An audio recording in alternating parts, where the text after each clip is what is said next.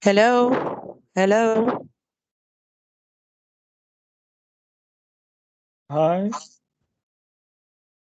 I'm in and I can hear, well, you can hear me in the east sound.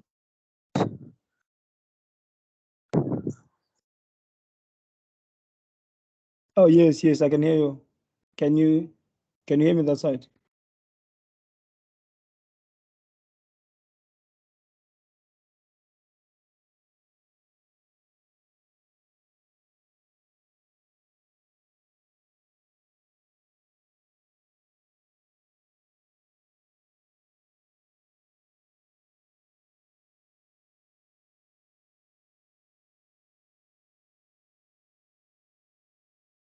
Can you hear me that side?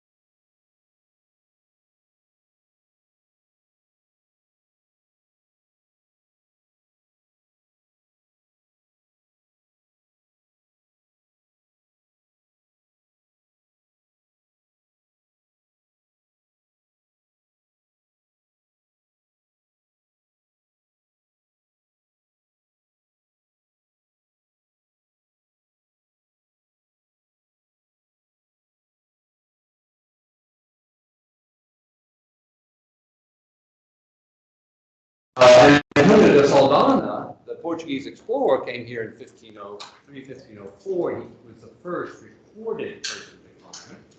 So that gives us really quite literally like over 500 years span of time in which people encounter Table Mountain and we have records. And that 500-year time period is perfectly oriented to when geology as a science was being discovered and figured out.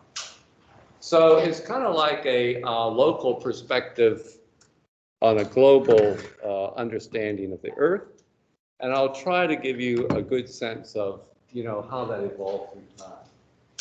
And in the process, what I hope as well is that if you don't know about the geology, by the end of the course, by going through the history of how people figured it out, by the end of this course, I hope you will also have acquired a basic understanding of Table Mountain when you look at it. Because I'm assuming all of you have encountered Table Mountain to some extent. It really is unavoidable, which is a very nice feature about it. I just selected a few slides just to convey some of the range of sort of feelings that might be evoked when you look at Table Mountain. That early morning sunrise, and maybe you feel inspired or you feel optimistic about the world, which is beautiful.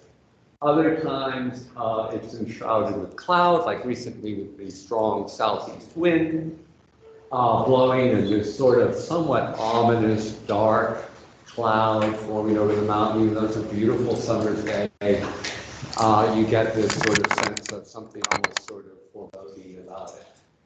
And then, of course, there are the very steep cliff faces, which people have different responses to as well. Many people feel frightened by them because obviously they are in a sense scary. They're very physical, they're very rough, they're very overhanging cliff faces, and this potential for rock falls, whatever. And you can see there are scattered boulders at the base of that cliff face showing you or demonstrating to people that in fact rocks do fall off the mountain. Sorry. And as I mentioned, one of the really nice things about living in the Cape is that the geology is so beautifully on display. So this is an aerial photo just to give you a sense of the overview from Mark Skinner. And it really, I think, helps show just how evident the geology is. And in a way, the geology is pretty basic in the sense that I've numbered it 1, 2, 3. Now that's perhaps a bit of an oversimplification, but we'll see that the geology can be understood in these 3 basic units. The oldest of which is the Malmesbury Shale, which you'd be familiar with at the Sea Point Promenade or on Signal Hill. It's the oldest rock because it's the most in the lowest elevation. It's the oldest sort of bedrock in the area. And then on the other side of that red dashed line is the granite. One of the granite intrusions that you, of course, see all along the Cape Peninsula as you go towards Cape Point, Boulders Beach, for example.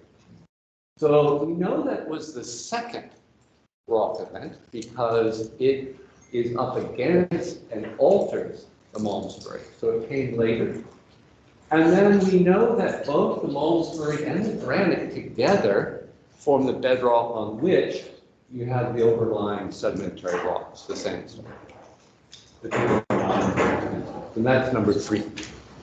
So what's really nice about this is we have all 3 major rock groups that are known in geology. You have the metamorphic rock of the shale. There's a mud, a metamorphic shale.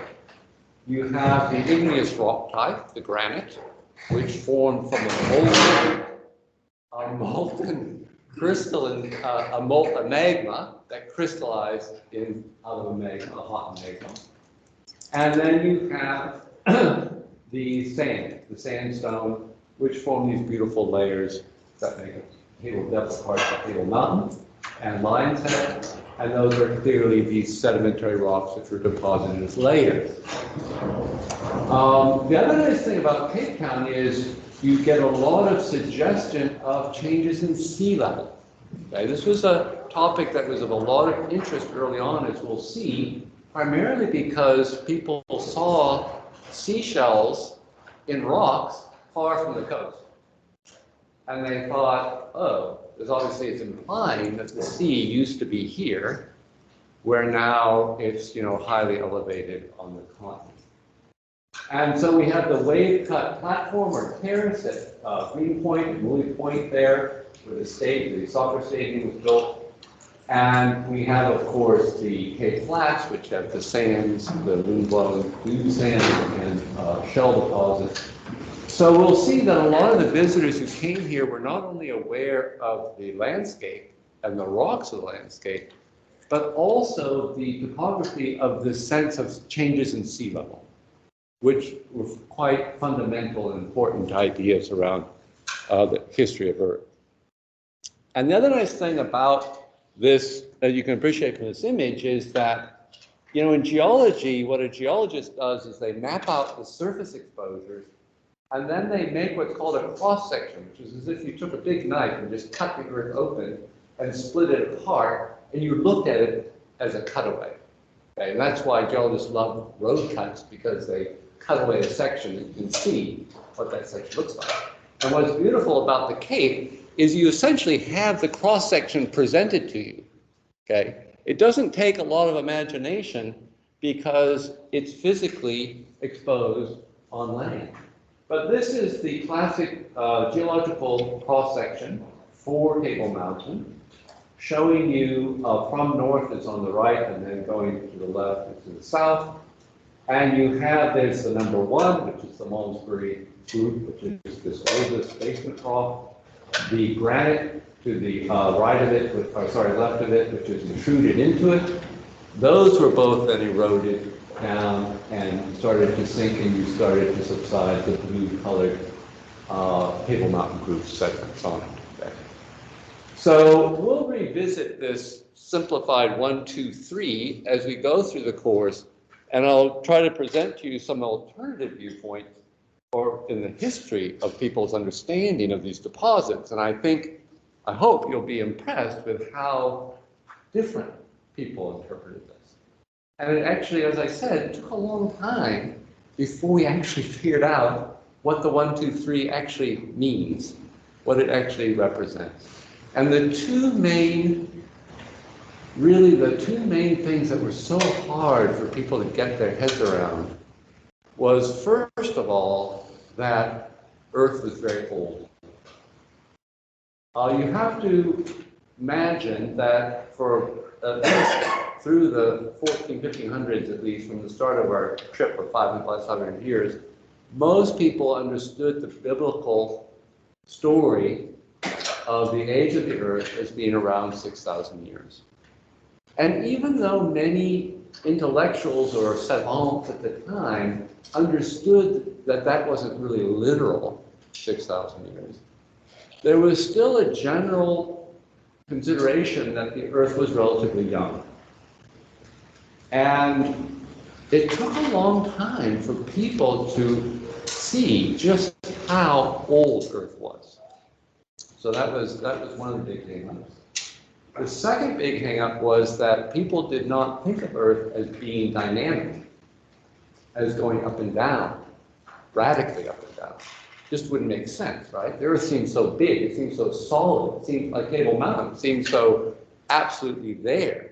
How are you going to push it around? What sort of forces could you imagine that could do that? So those were two major hang-ups. And of course, if you didn't have deep geological time of millions and millions of years, so many of the processes that you would think to explain things wouldn't apply because there just wasn't enough time. So we'll see that those were two of the major hang-ups in terms of understanding that. So just in brief, there'll be 5 lectures. What I want to do for the rest of today is talk about mountains of the mind. Okay, so many of you might have read Robert McFarlane's book by that title, Mountains of the Mind. And he, in many respects, deals with some of the topics I'm talking about. His emphasis was a little bit more, of course, on mountaineering and climbing mountains, and also focused on the Alps and Everest, the Himalayas. My focus is, of course, going to be on Table Mountain for the reasons I've explained. But I want to today explore more about what people might have thought of Table Mountain before Europeans arrived. So that would be the indigenous people. And so we'll explore some of that. And then in the second lecture, tomorrow, we'll talk about the period sort of 1500 to 1800, which is when there were a lot of visitors coming to the Cape. A lot of people were climbing Table Mountain. Not very many people were mentioning the rocks, but some were. And it's quite interesting to trace how those thoughts were evolving through that 300-year period, kind of leading up to the real birth of geology, if you like. So by 1800, you had some major theories of the Earth characterized by the Neptunist and the Plutonist, and that will be lecture 3, where people have really started to formulate theories about how the Earth works. And they're testing it, and they're looking at it, and they're really starting to dive into it. And in that case, we're going to focus on aspects of the sea point contact and the geology around the Cape, and really the birth of geology, which was really between like 1800 and 1840. It was a very kind of brief but intense period in which geology really came into account. And then in the fourth lecture, I'll try to touch upon the aspects that McFarlane talks more about, which is the sense of mountaineering, the aspect of mountains that people are attracted to them in a sense of adventure and sport, and escape and renewal and all those sorts of things.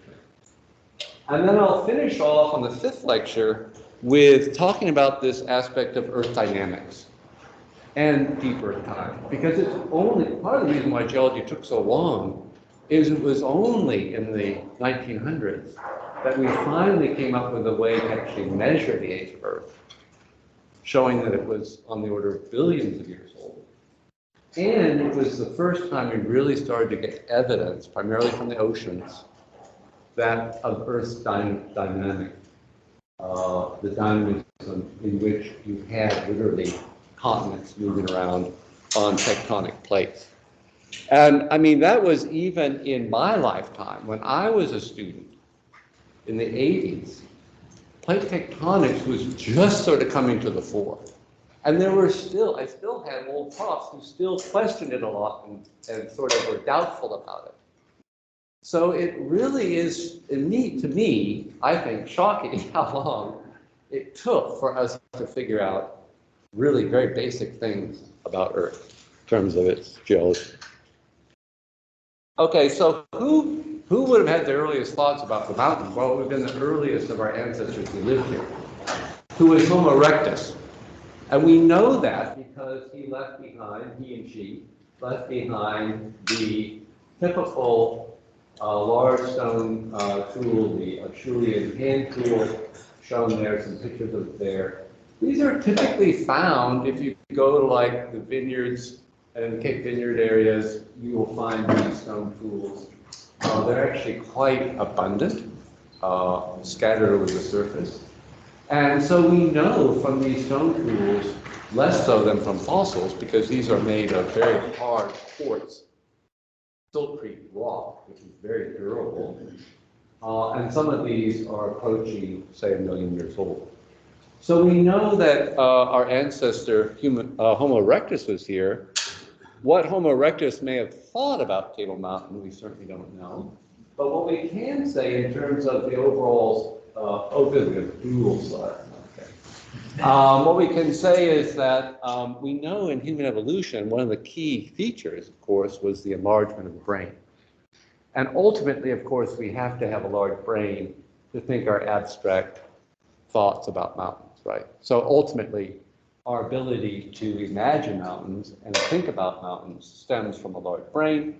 And we know that this increase in brain size was particularly accentuated when the global climate started to become far more variable. And you see that in the upper part of that slide. That red squiggly line that's going up and down is showing you that the amplitude of climatic fluctuations was increasing up to the present. So Homo erectus at the Cape is sort of at this red line shown there. And then, of course, they continue to evolve and eventually into us. So there's a skeleton of Homo erectus, and there's one of us, Homo sapiens.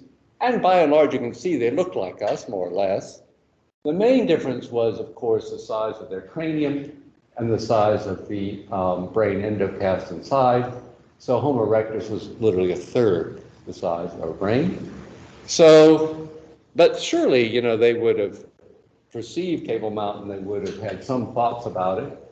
And we know that this is a blow-up of those climatic variations, this blue line, this squiggly line. And we know that through human evolution, which happened here, which part certainly overlapped here at the Cape. In other words, Homo erectus, our oldest human ancestor at the Cape, probably arrived at about 1 million years ago, about 900,000 years ago, when sea level was low enough. And then humans were present at the Cape ever since. So in other words, we've had a very long presence in the Cape, and people have been living here for a long time, and our evolution took place in Africa and certainly at the Cape. And a wonderful place to visit in terms of some of the story is the Kwatu San Heritage Center up on the West Coast. I highly recommend those who are interested in visiting it. This is a wood carving showing you the southern tip of Africa with the contours of the shelf, continental shelf offshore. And one of the key features is that Agulhas Bank, which we'll talk about a bit later as well, in terms of expansion and contraction of the coastal plain. And that's something I talk about in my book, Human Origins. And that's a whole separate topic, which I won't go into here. I just want to point out that we have a lot of evidence, archaeological evidence, that humans were around Table Mountain. They were living around the perimeter of it. Some of them were living up as high as, say, Pierce Cave, which, I don't know if you know it, but it's up above Fishhook. It's about 130 meters above sea level. So they're occupying that cave for the last 250,000 years. And we know that they would, of course, been aware of stones and rocks because, of course, they made their stone tools, shown here. So they would have had to know about the different types of rock and which ones were best to select for making stone tools. These are examples of what we call siltcrete, which is a very fine-grained quartz cement, and it fractures like glass so that you get those nice cutting edges. So that's why it was the preferred form. We also, of course, have rock art, artwork in the caves, including Pierce Cave. And we have from the Blombos Cave, for example, the X's carved into the ochre. And ochre was also a preferred stone in that it was an iron oxide rich pigment for red, color red. So our ancestors would have been aware of rocks, the different types of rocks. They would have used them for different things. The ochre perhaps for symbolism in terms of the bright red color it could produce when powdered. The stone tools that they made from the silk. And of course we have rock art. The problem with rock art is the subjects are usually on animals and humans. There's no painting, of course, of the landscape of Table Mountain. So far, no one has found one. So there's no written record, in other words. The only real written record is the artwork that, for example, from the Seville Oak Rock Art Trail in the Cedarburg. So there's not a lot we can say. We know that later, okay, so everything I've spoken about so far would be the hunter-gatherers. We know that around 2,000 years ago, you had arrival of the pastoralists, who were farmers. They had sheep and cattle, and they brought in oxen and iron tools, pottery, things like that. And these would be the Khoikhoi, and sometimes we talk about the two groups together. So before the Europeans arrived, the Cape had both a mix of the hunter-gatherers still, plus the pastoralists, Khoi. And so we speak of those as sometimes the Khoisan as the two groups. Now, what do we know about what do we know about the indigenous people's impressions of mountains in general and rocks prior to Europeans' arrival? Well, when the Europeans arrived, there were some who did interview or, obviously met and spoke with the indigenous people. So we do have an oral history of stories. A lot of these are myth and creation stories, around how they saw the landscape, how they interpreted it, how it influenced their daily lives. Quite a fascinating series of stories. And we have, for sources of these, we have the Bleak and Lloyd, who were at the Cape in 1857, 1876, and they were interviewing prisoners who were kept at the Cape, who were really from the Kalahari, but had been brought here against their will. And they were allowed to interview them. So we have their interpretation of stories that were told them by these prisoners. And then we have Van Veghe, I'm not sure how you pronounce it actually, and he was a land surveyor in the Karoo, grew up there, and then spent his career as a land surveyor between 1870 and 1918, and he wrote a lot of the San stories.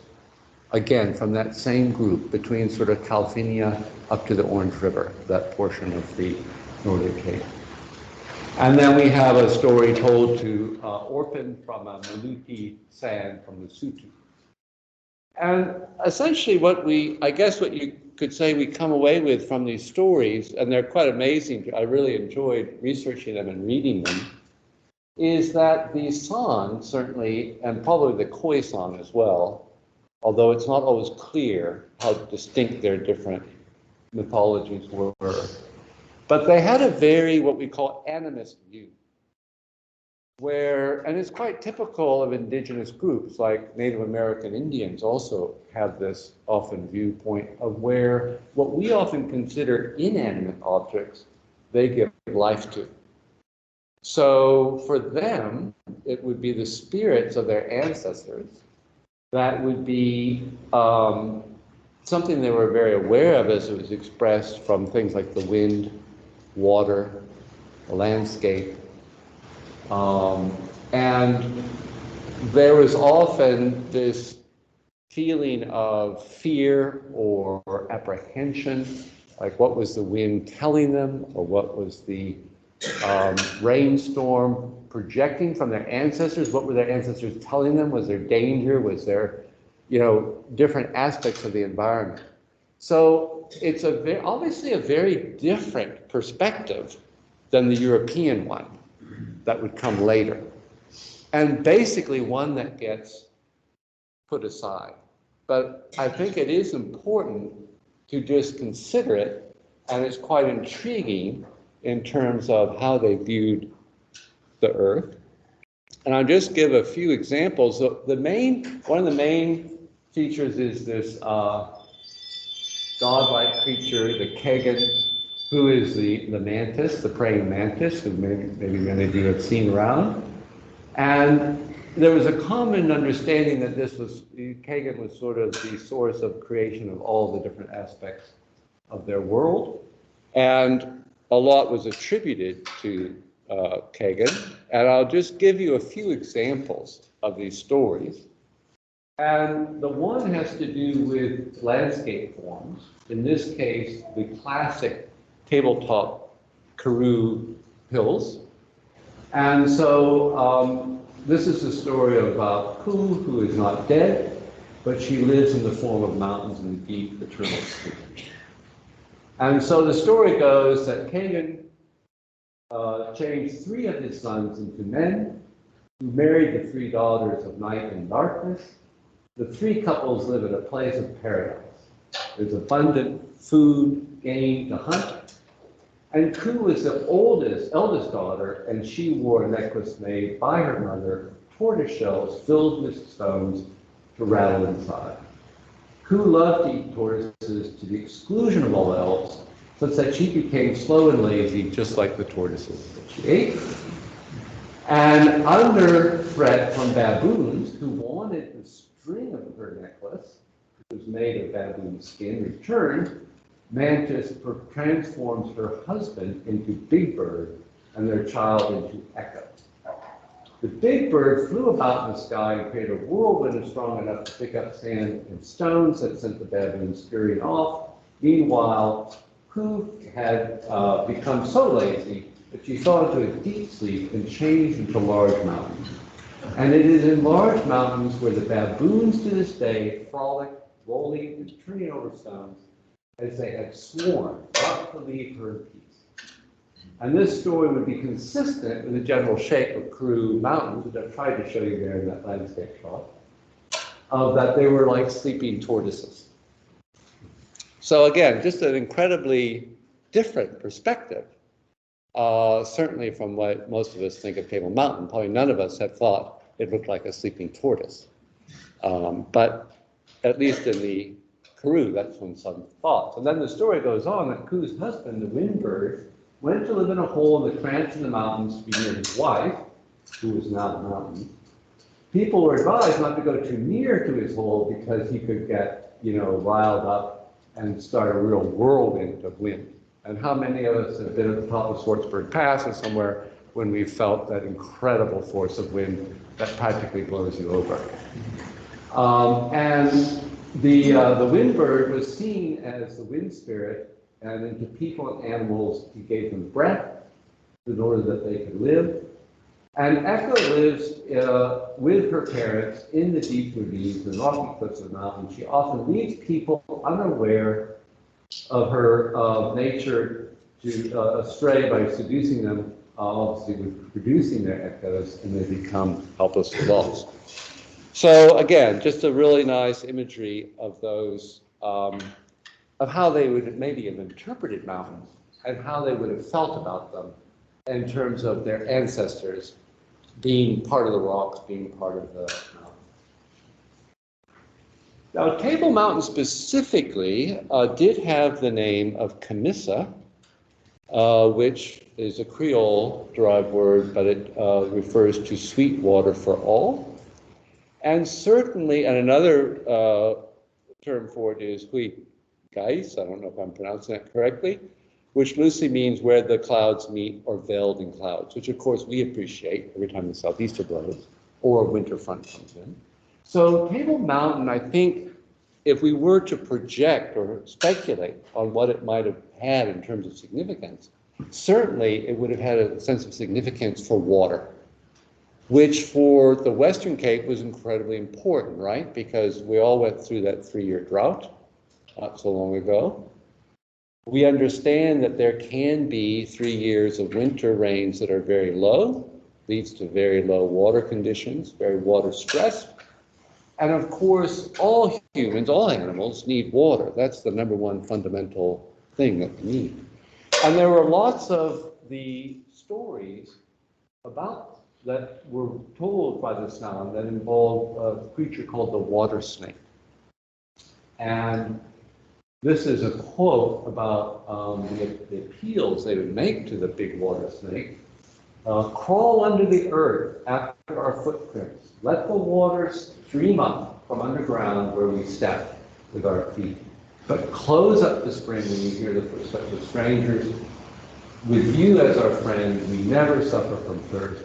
But the strangers you must hate because they come and chase and shoot our game and harass us and our children.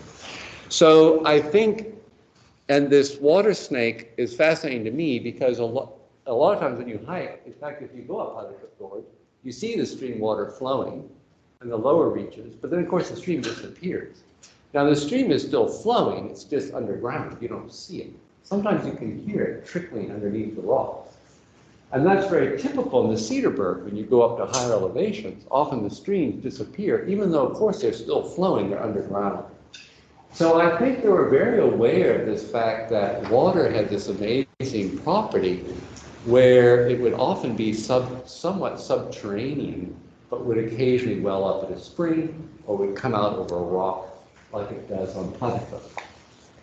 And I've drawn there the stream coming out of Portuguese Gorge and coming down eventually. But in much of that course, it's actually underground, and you don't actually see it.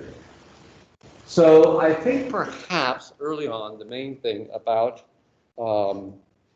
Table Mountain was that it might have been a signal or a feature that they would have been attracted to and gone to for water. And that ultimately is really, if we started now with the Europeans, what really, of course, drew the explorers. once they had found the route to the east, the whole point of Cape Town was as a refuge, a refreshment station for water and provisions. And the history of the Portuguese explorers, many of you would know, I'm not going to go into it in any detail. There, of course, was Bartolomé Dias in 1488, Vasco da Gama 10 years later. And what's significant is the fact that when Dias came, he came down the west coast, hugging the coast and just working his way down, as had previous Portuguese explorers. And as you would know from certainly Namibia, through Northern Cape, there isn't much in the way of resources for water, for ships. And it was at the Cape that, the water was found. And so in this route to the east, Table Mountain became a sort of a very symbolic refuge for poor sailors who were suffering from either thirst or more typically of scurvy, where they were basically incapacitated. Sometimes half of a crew would, die off from thirst and usually scurvy. So for many of them, getting to Table Mountain, getting into Table Bay was absolutely critical, or Saldanha Bay to the north, was absolutely critical to saving their lives if they could survive. And the main feature that opened up this age of discovery was the ship, the Caravel, which was a very maneuverable, versatile ship. And of course, da Gama was the one who then eventually took it all the way through to the east and back, and that opened it up. And while we're on topics of mountains of the mind, I just want to introduce you to this concept that I found rather amazing, and that is that it's possible that the early explorers may have considered Table Mountain as nothing less than Mount Purgatory. Okay, so let me explain. First off, before they knew about Southern Africa at all, the extent of Africa, Aristotle had already proposed that there should be an equivalent to the Mediterranean in the Southern Hemisphere. And he viewed that as being a temperate, habitable place on Earth. And they viewed the equator as this torrid zone. And that once you crossed over it, you could go to a more temperate, pleasant environment like the Mediterranean. And so he proposed that it existed. He did not think it was habitated. He would have been very surprised, that the Khoisan were living there, or certainly the San at that point. And then Dante, who of course wrote his famous epic poems and so forth, proposed and he's the one who really originated the concept of Mount Purgatory in a major way. In other words, it's not in the Bible or anything. And he proposed that it was in the Southern Hemisphere. And that it would have been the idea was it would have been antipodal to Jerusalem. Now, of course, antipodal to Jerusalem puts it in the South Pacific. But if your view of the world is mostly of the hemisphere quarter that we're in, that would shift over to the Cape, which was at a roughly similar southern latitude as Jerusalem north. So the idea was that, and it was quite commonly accepted, that this concept that it's possible that, that Mount Purgatory existed. There was a paradise on Earth. It physically existed. It may no longer be paradise. It might have since, fallen away from paradise, but that it could actually physically exist. And this is just an early map from 1411, 1415, showing the indication of the southern tip of Africa, which is interesting that they had. Africa is not very well defined. You can see it in the lower section there, but that this idea that this purgatory existed. And of course, Mount Purgatory was important because if you climbed it, right, the different levels, you get to heaven, or you can get to paradise on the top. So the tabletop would have paradise. And then from there, you were good to go to heaven after you'd resolved all your sins. That's the idea. And so the other intrigue, of course, for Europeans was the source of the Nile, and there was a mention of the mountain, what's called the Mountains of the Moon, and several Portuguese wrote about, that they thought those. What happened is sort of basically Eden, paradise, shifted from Mesopotamia through time south. Eventually ended up in South, perhaps South Africa, perhaps State Mountain, and the source of the Nile also shifted south. Because they didn't really know Africa very well, but they heard there were mountains in Cape Town. Okay, that may be the source of the Nile. So there's these very interesting mental constructs of what that is about. And if you read 1588, you consider Table Mountain the Sea of Paradise, hath formed here a great plain, pleasant situation, with the fragrant herb, bright flowers, and flourishing verdure of all things, seems a terrestrial paradise, which reflects what Dante wrote in Purgatorio, a nature there not only was a painter, but from the sweetness of 1,000 odors she had derived an unknown legal scent. And of course, for those of us who love to climb Table Mountain, and we hike up there and see the beautiful flowers, it is paradise. Right? I mean, there's no tree of knowledge, there's no tree of life, unfortunately, that we found. So it is almost paradise-like in the sense of its rich botany and diversity. But it's intriguing that some of the early explorers like Antonio de Saldana may have been, it's possible, I can't obviously prove it, it's very speculative, but it's possible if you'd read Dante, we know Christopher Columbus thought paradise was in the southern hemisphere. It's very possible that when he saw Table Mountain, he at least thought, hey, wow, this is cool. There's a tabled mountain. It's got layers to it. I'm going to go up there and see if paradise there.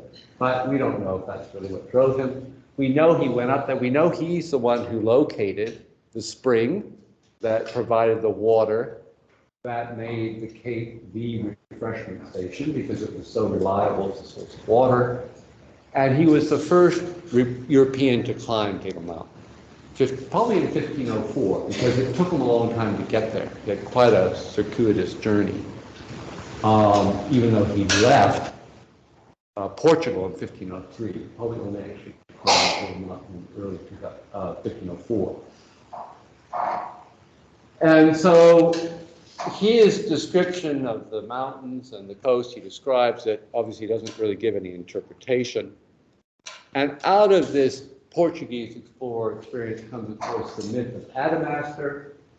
And if you read that section of the grotesque and enormous stature, you can almost feel that when you look up at Table Mountain sometimes, with the overhanging cliffs, the dark eyes, and the bit of scrabbly fame boss with its scrubby beard, and you can almost sort of get a sense of this almost monster-like feeling.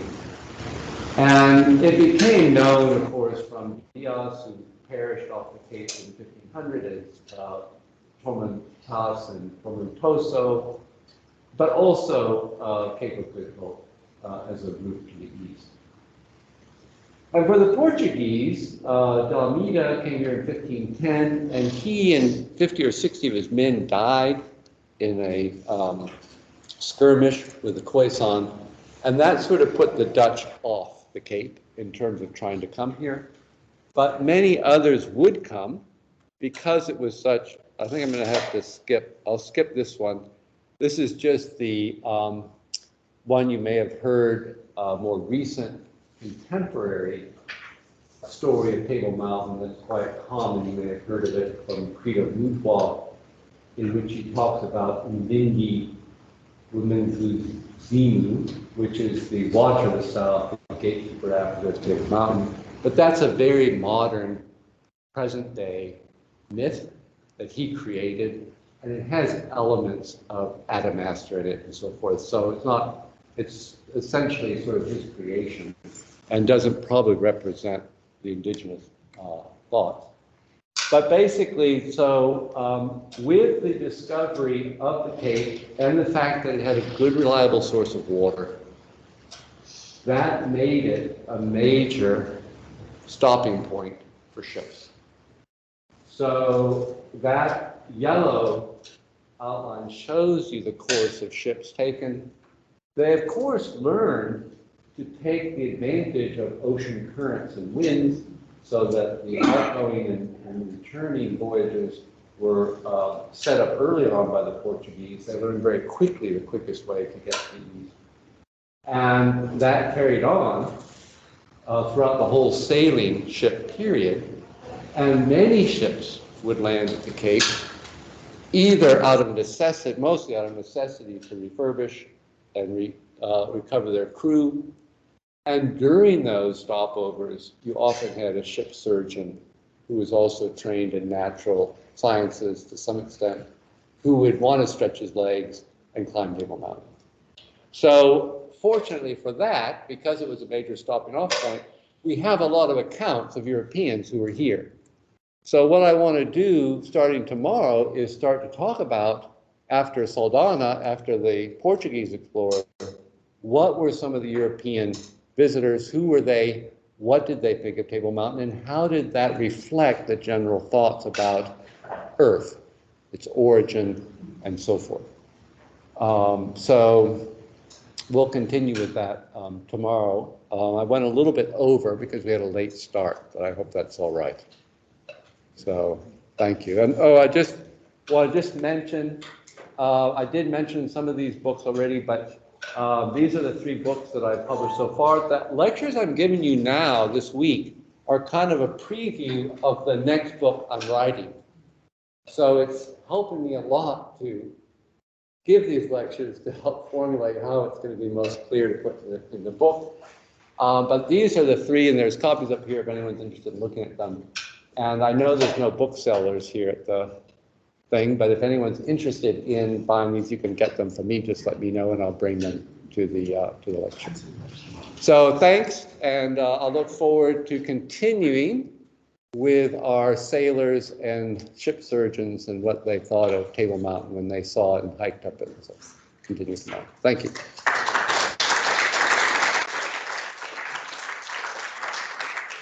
I am happy to take questions. I know we're a little short on time today, but if you have questions, I will try to leave time at the end of the lecture to answer those.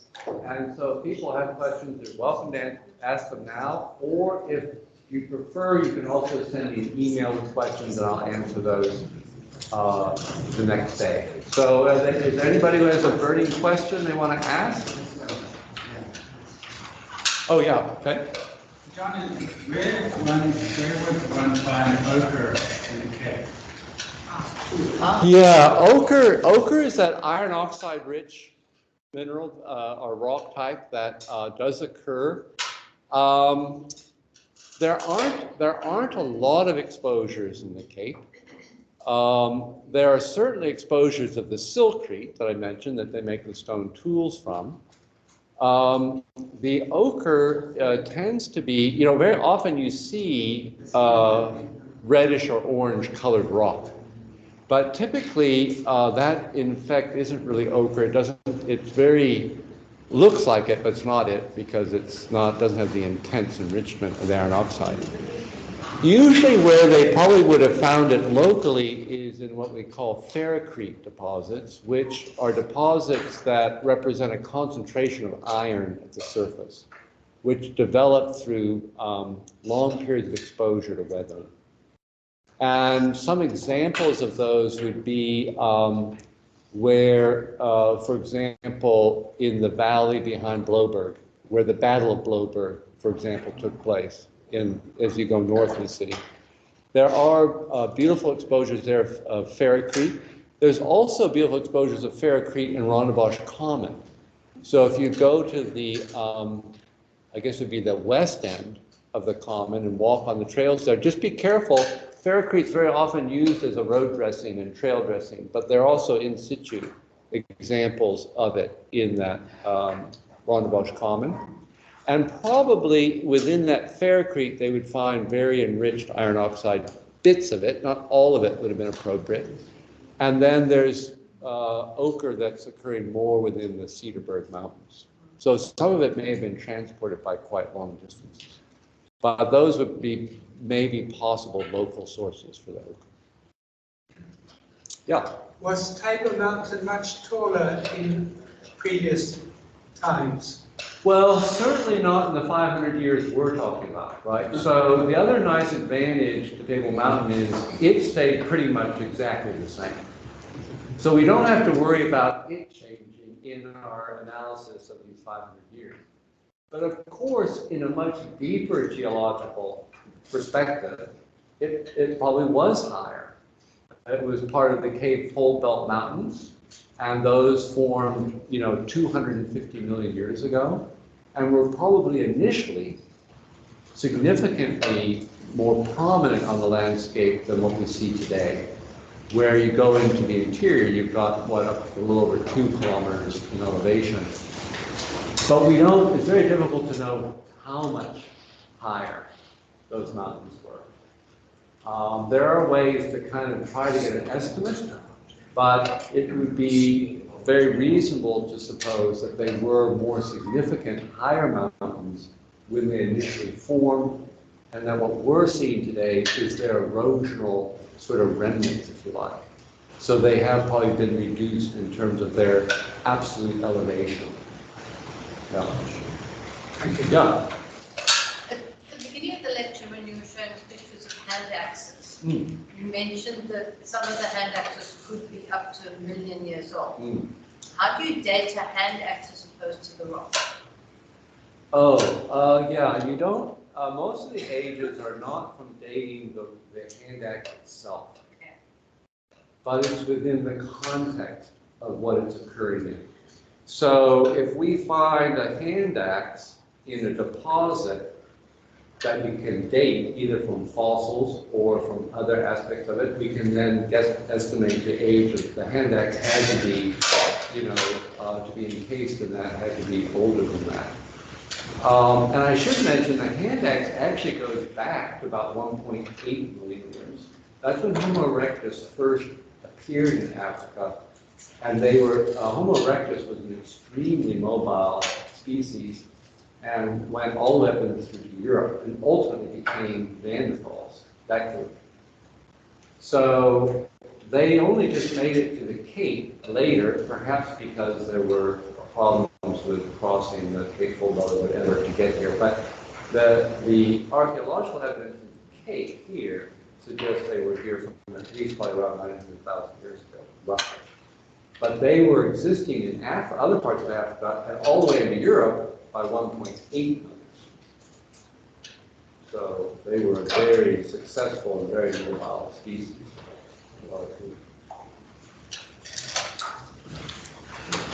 Okay, and if there are other questions, you can ask tomorrow or send me an email, and I'll be happy to try to answer. Thank you.